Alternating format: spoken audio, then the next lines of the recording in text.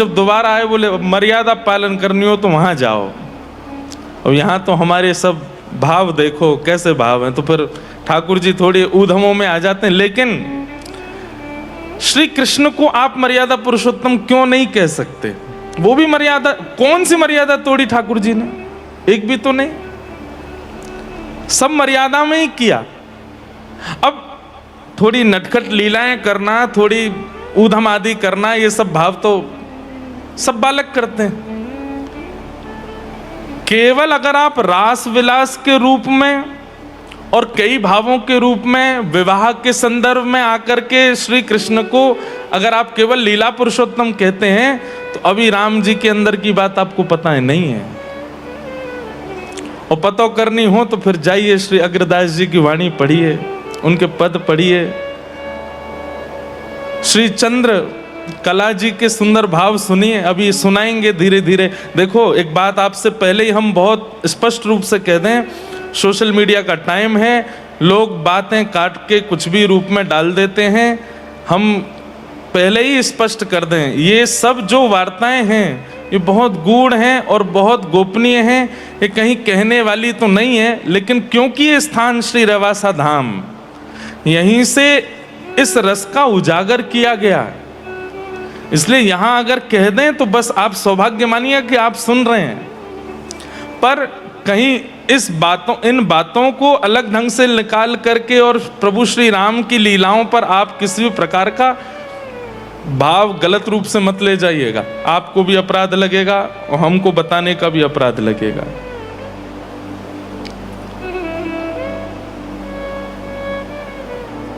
केवल रास के रूप में आप ठाकुर जी को लीला पुरुषोत्तम कह देते हैं। 16,108 ब्याह हुए इसलिए श्री कृष्ण लीला पुरुषोत्तम हैं। राम जी श्री सियाजू के ही रहे और कोई ऐसी भावना उनकी प्रकट नहीं हुई, इसलिए उनको मर्यादा पुरुषोत्तम कहते हैं।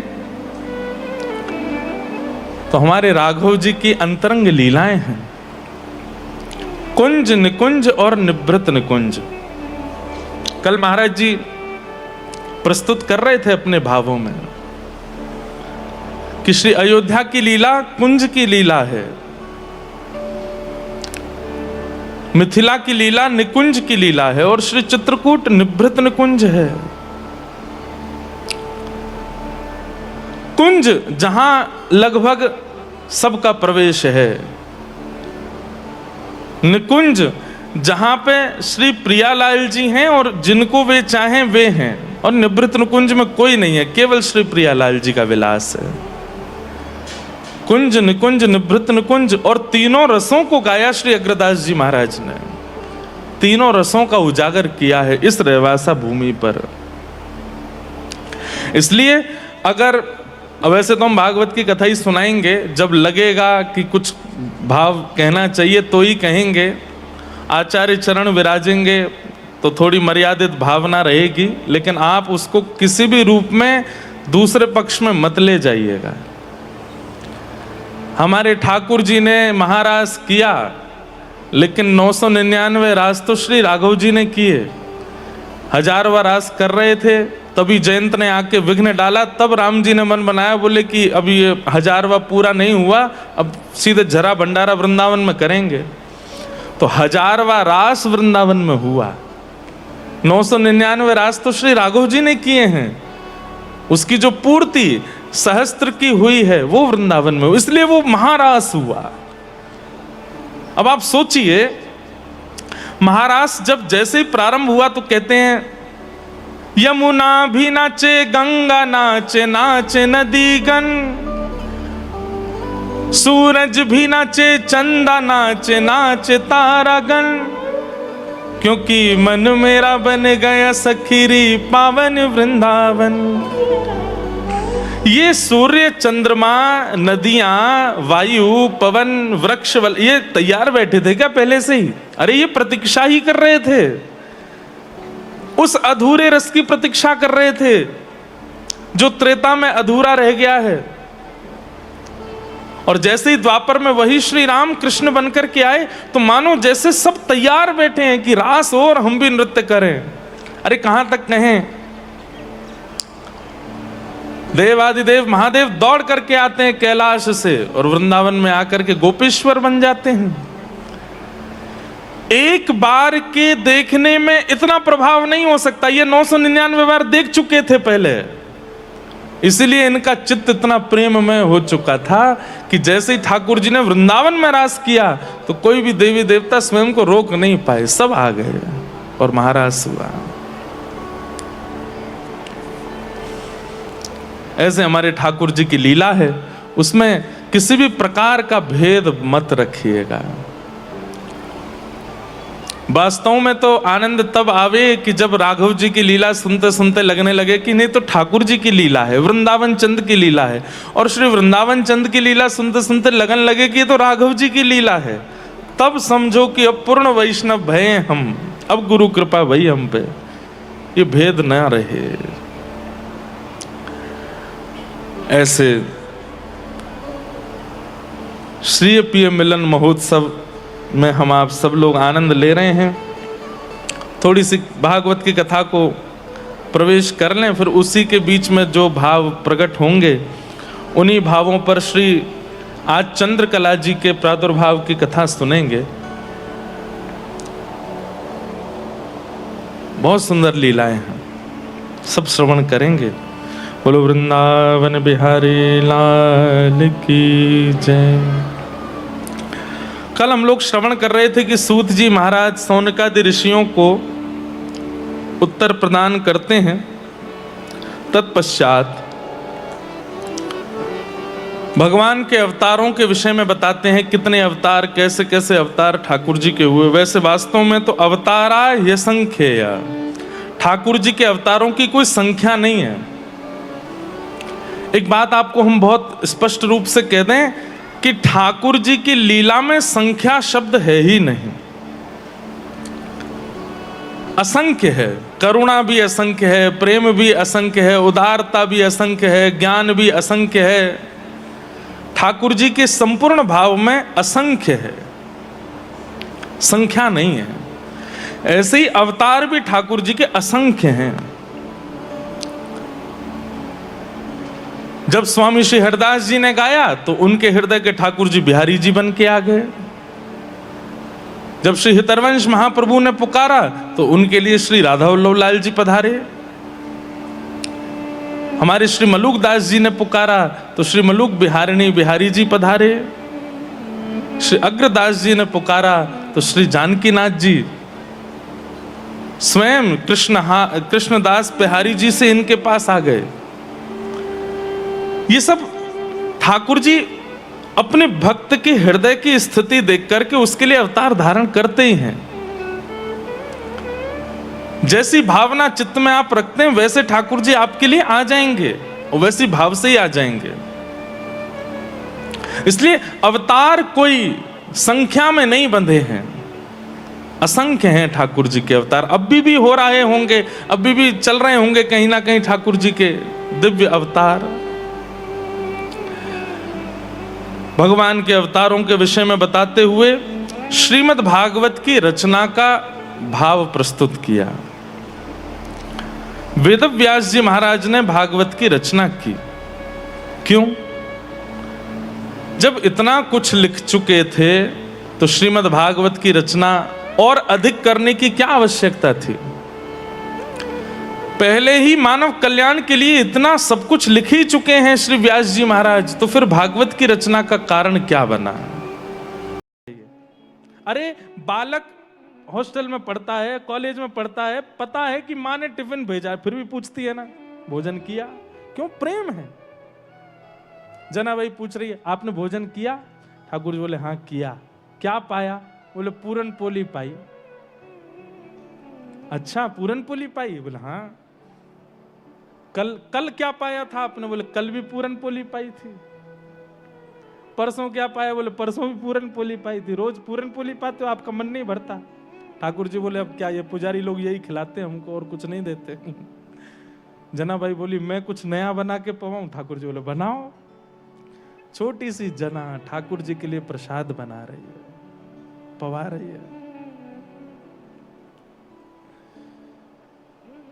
इसी भक्ति को चित्त में धारण करना और ऐसी भक्ति चित्त में उद्दीपन होना, ये प्रेम लक्षणा भक्ति, यही परम धर्म है। क्षमा कीजिए, खूब प्रवचन सुने, सत्संग सुने, कथाएं सुनी और ऐसा प्रेम ठाकुर जी के लिए कभी प्रकट नहीं हुआ। क्या सुना आपने? और ये भावना हमारे चित्त में प्रकट क्यों नहीं होती है? क्योंकि हम केवल और केवल ईश्वर तत्व ही रखते हैं चित्त में कि वो ईश्वर हैं। अपनत्व की भावना आवे तो विचारों में और भी भाव आएंगे। प्रेम होता है तो विचार अपने आप प्रकट होते हैं। सवै पुंसाम परो धर्मो यतो भक्तिर अदोक्षजे। अदोक्षज भगवान की प्रेम लक्षणा भक्ति चित्त में प्रकट होना, यही प्राणी मात्र का परम धर्म है। धर्मस्वनिष्ठितः पुंसाम विश्वक्सेन कथा सूय नोत्पादये दधिरतिम श्रम एव हि केवलम। बहुत सुंदर बात है ये, समझ लीजिए एक बार। और फिर विषय हम प्रेम से महाराज जी की आज्ञा से खूब आनंद से कथा सुना रहे हैं, जैसे जैसे भाव बनते जा रहे हैं प्रस्तुत कर रहे हैं। और सही बताएं तो आज महाराज जी ने एक बढ़िया सुंदर दर्पण लगा दिया है, तो श्री जानकी नाथ जी लग रहे हैं कि मानो जैसे तिरछी कटाक्ष से यही देखते देखते कथा श्रवण कर रहे हैं। ये दर्पण लगा है सामने और इसमें जो जानकी नाथ जी आपको दिख रहे हैं वो हमको भी दिख रहे हैं। और अभी अभी चंवर डोराई जा रही है यहाँ से, तो बीच बीच में वो चंवर बीच में आती है तो ऐसा लगता है कि चंवर सेवा कोई श्री हमारी या तो चंद्रकला जी या चारुशिला सखी प्रकट है करके श्री जानकी नाथ जी की चंवर कर रही है। बीच बीच में वो हमें ऐसा प्रकट है। और ये चंद्रकला जी कौन है? यही तो श्री हमारे अग्रदास जी महाराज हैं। अग्र अली, मुख्य अली, प्रथम अली। भाव तो बहुत प्रकट होते हैं, पर हैं तो हम बालक ही, संकोच होते हैं कई भाव बोलने कहने में। लेकिन ठीक है, यहाँ हम अपने वाणी और अपने विचार और अपने भावनाओं को शुद्ध करने के लिए आए हैं, उसी भाव से सेवा कर रहे हैं। धर्म स्वनिष्ठितः पुंसाम विश्वक्सेन कथा सूयः नोत्पादये दधिरतिम श्रम एव हि केवलम। सीधा अर्थ समझ लीजिए कि जीवन में किए गए समस्त साधन ठाकुर जी ने स्वीकार कर लिए हैं। इसका प्रमाण क्या है? आप जितने भी साधन करते हैं, एकादशी व्रत करते हैं, नित्य नाम जप करते हैं, नित्य अपने अपने अन्य अन्य साधनों की आप पूर्ति करते हैं, सब साधन ठाकुर जी ने स्वीकार कर लिए और उनसे ठाकुर जी प्रसन्न हैं। इसका प्रमाण क्या है? तब कहते हैं ठाकुर जी की कथा में रति। अगर कथा में रति नहीं हो रही है, कथा में स्थिति नहीं बन रही, कथा में आनंद नहीं आ रहा है, तो इसका मतलब है सब साधन आपने साधन मात्र किए हैं, ठाकुर जी ने स्वीकार नहीं किया। बहुत बड़ी बात है बंधुओं।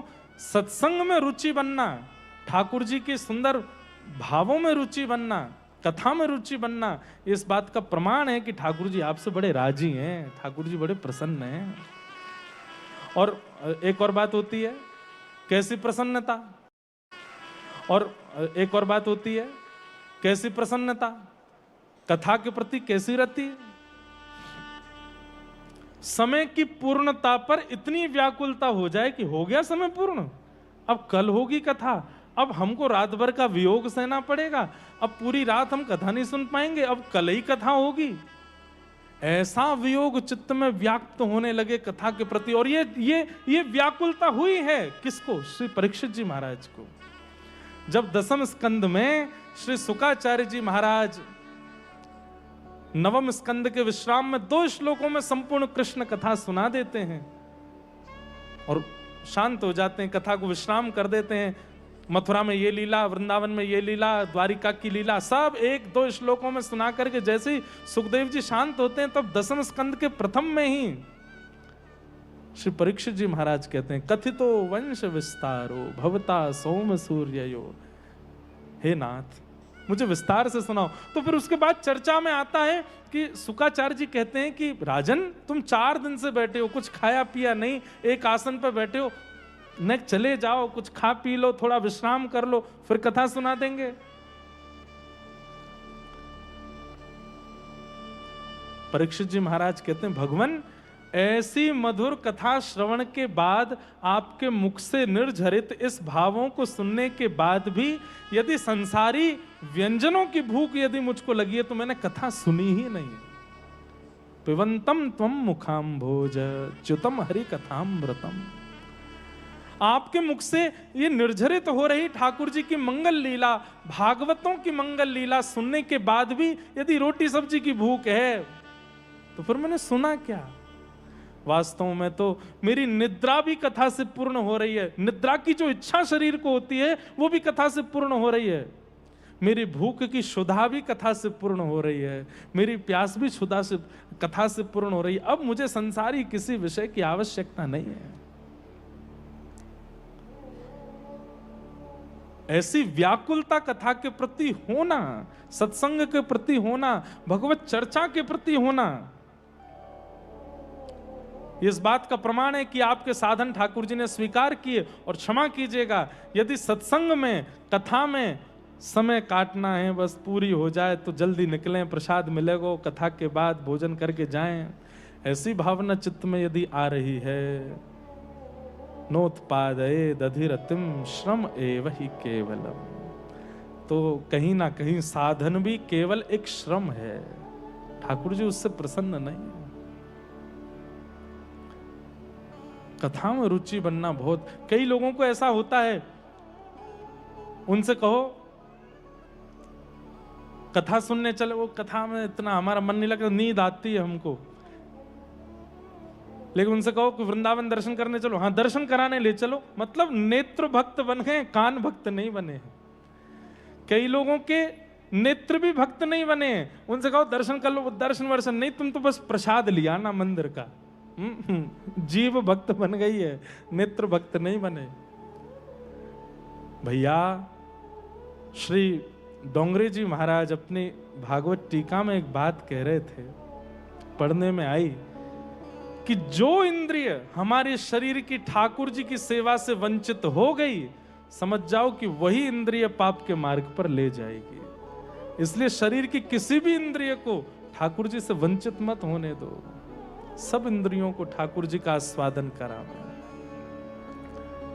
या दोहने बहनने मथनो पलेप, गोपियों का ये बार बार भाव याद आता है कि गोपियां अपने सर्वांगीण इंद्रियों से श्री कृष्ण को चाहती हैं, देखना भी चाहती हैं, सुनना भी चाहती हैं, अधरामृत पान भी चाहती हैं, स्पर्श भी चाहती हैं, सब स्थिति में हैं, कोई एक भाव नहीं है उनका। प्रसाद में तो रुचि है, दर्शन में तो रुचि है, पर कथा में रुचि नहीं है। तो कहीं ना कहीं प्रसाद और दर्शन में आपसे अपराध बनेगा, इसलिए कथा में रुचि बनाओ। श्री हनुमान जी महाराज साकेत केवल इसलिए नहीं जाते हैं क्योंकि साकेत में कथा नहीं है। हनुमान जी महाराज राम जी से कहते हैं कि कथा सुनने को मिलेगी, नहीं मिलेगी, वहां हम प्रत्यक्ष बैठे हैं, कथा क्यों सुननी, रोज हमारा दर्शन कर लेना। हनुमान जी बोले तो फिर हमको यहीं रहने दो, चारों युग प्रताप तुम्हारा, सतयुग त्रेता द्वापर के बाद कलयुग में भी रुक गए। बोले क्यों, यहाँ कथा है।